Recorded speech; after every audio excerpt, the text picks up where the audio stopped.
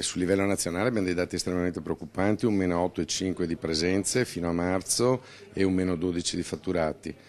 Quella che recita Marco Michielli parlando della situazione nazionale sembra un'orazione funebre e in effetti il turismo sta conoscendo un momento estremamente delicato. Alcuni provvedimenti del governo sono stati disastrosi per il settore, fra questi il limite all'uso dei contanti che non sarebbe giustificato nei confronti degli stranieri.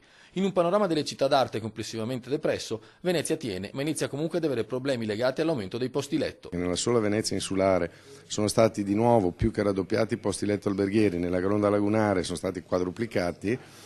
I prezzi che possono essere praticati arriviamo a essere a un quinto di quelli che erano 4-5 anni fa. E se questo è positivo per i clienti, è decisamente negativo per gli imprenditori. Venendo al litorale, che da solo fa il 50% del turismo complessivo della regione, al momento il problema è dato dalla Pasqua, che arriva molto presto. La sensazione è che di prenotazioni stanno arrivando molto poche, il calendario non ci agevola perché la Pasqua è così bassa, se da un lato mi fa felice per gli amici della montagna, che avendo molta neve potranno fare una buona Pasqua, dall'altro lato non consente l'apertura degli alberghi sulle spiagge. Ora si aspetta l'inizio della stagione estiva vera e propria, ma gli indicatori non inducono all'ottimismo. Il mese di giugno sarà la grande incognita e dopo, diciamoci questo, se l'anno scorso abbiamo visto una grande contrazione di turisti provenienti dall'Italia, quest'anno credo che saremo al raddoppio di questa contrazione.